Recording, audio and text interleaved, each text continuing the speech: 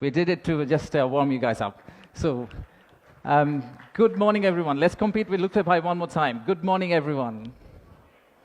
Thank you, thank you. Thank you for everyone for coming from such long distance. And we apologize for ones that we could not manage to give accommodation. We had exceptional level of interest for the summit, which is really great to see for us.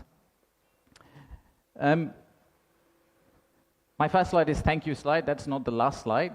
We just wanted to thank all of you for kindly coming and joining the summit. So the purpose of the summit is today, sitting in this forum, we would like to say that we are open for business, and we're really committed to win business from all of you. And to do that, we have already thrown Lutfi Siddiqui at you, not literally, but verbally. We'll also throw a Nobel Prize winner at you. We'll do anything to make sure that we win business from you. But first, I would like to take you to future. Let's think about a movie, Back to the Future. Let's go into that set and imagine that we are in 2035. In 2035, how would Bangladesh look like? You'll all be here again. My successor is going to be here presenting. That will be the 10th investment conference for us. And in that conference, we will not be talking about a rising economy, but we'll be talking about a regional manufacturing powerhouse. A country that's connecting east to the west, a bridge that connects Himalayas to Bay of Bengal, a manufacturing hub that is infested by global investors and local investors who are now exporting to the rest of the world. That vision, that imagination is what's driving us today. But it all started actually about 8 months ago. So from the future, let's go back in time to August 5th, 2024. It's a personal story for almost all of us. Unfortunately, I was in Singapore in an investment banking trading room, but my family was here. My wife was on summer holidays. My brother, who came from Cambridge for summer holidays as well, they were all out on street as part of the protest. So at around noon Singapore time, I asked them, what's going on? What's happening in Dhaka? So what they did was they were part of a crowd. They looked forward. They took a selfie. A photo what's ahead of them, and they turned back and took another photo of what's behind them. So this first photo was what was ahead of them, and this one was what was behind them. So we need to digest exactly what happened at that time. The young population, the entire youth, was out on street, demanding transparency, demanding opportunity, demanding democracy, demanding freedom of speech. And that's what has brought us here today.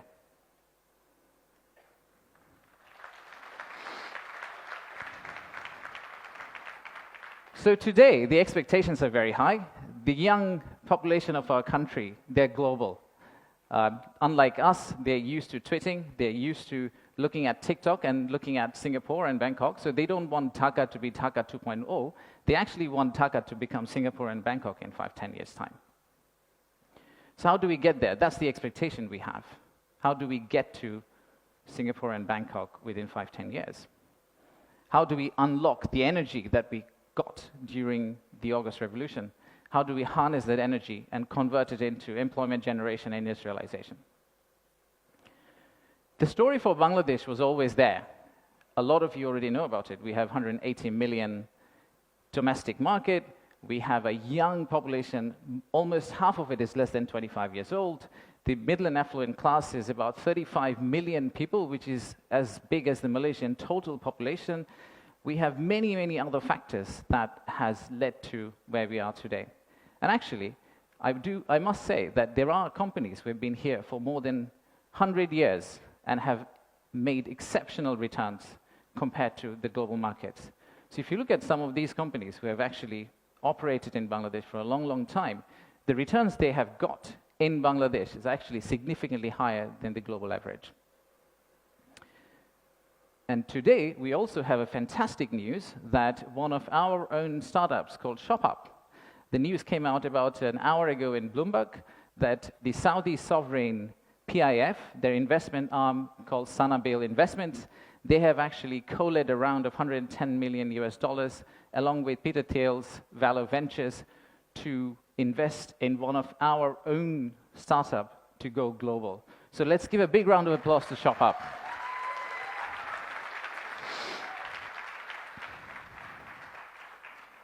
So that's today. That's today. So what's tomorrow? How do we go from here to the vision we have for 2035?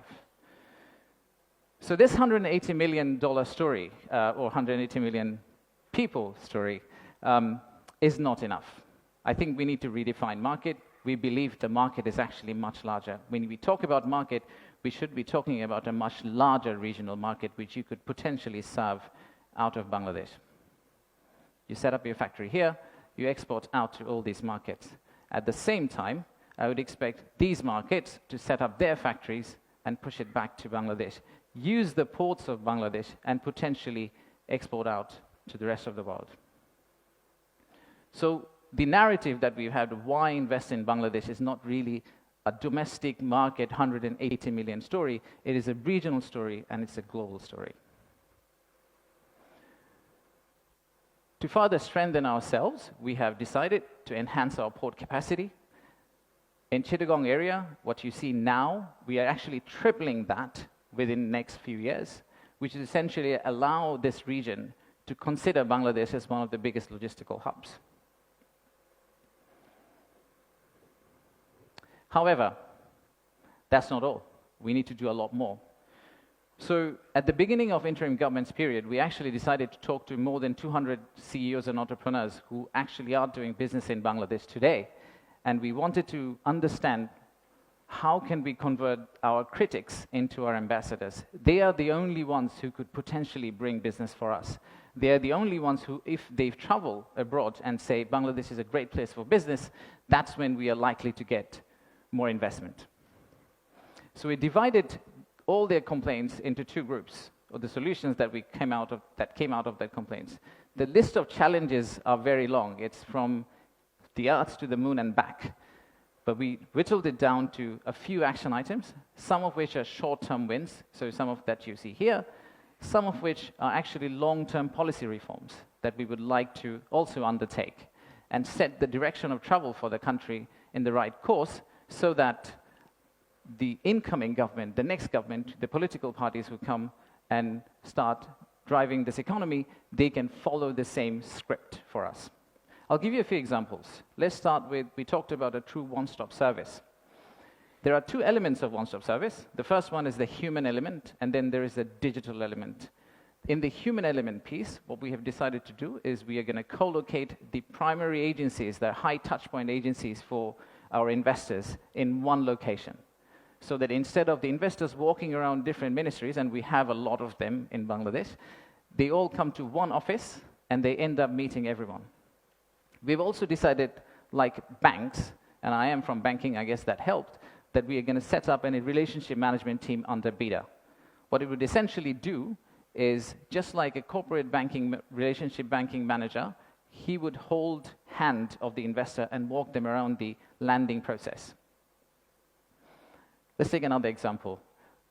Our friends in National Board of Revenue helped us set up the authorized economic operator. It's essentially the green channel, or widely known as the green channel setup, where if you're a good customer, you are able to circumvent some of the custom checks and fast-track your process through the ports. That has been picked up as one of the biggest challenges that we have, the time it takes to go from your factory all the way to your customer. And finally, let me show you one more example of policy change. So as you all know, there are many government agencies. We also know there's private sector. The dialogue between private sector and government agencies has not necessarily always been the most collegial. So how do we break that apart? The first thing we need to do is to club the government agency into one. We need to show one face. We need to be one outfit for our customers, our investors. And then create a bridge between our private sector and the government of Bangladesh. So what we are planning to do is to set up a private sector advisory council that will actually counsel the head of state directly on a regular basis, essentially voicing the changes that they would want to drive the economy forward. So these are some of the examples of what we are planning to do. And if we are able to do that, we do believe that we will get to the end, the vision we have for 2035. Now, of course, there are many, many other factual reasons, statistics, tables, Excel files that I can share with you to tell you why you should invest in Bangladesh. In fact, the next slide will have a QR code which you can scan and download, which will have essentially this presentation. So you didn't have to take the photos of the presentation, by the way. You will have this presentation, and you will also have an appendix of facts and figures and why we think competitively we're actually in a very better place than our competitors. So please watch out for the QR code. But before I go there, I would really like to finish off with this. There are economic reasons to invest in Bangladesh, but I really don't want you to invest in Bangladesh for the economic reasons. If you really think about investing in Bangladesh, think about investing in Bangladesh because of the transformational journey you're going to be part of. For the odd mixture of warmth and resilience our people have,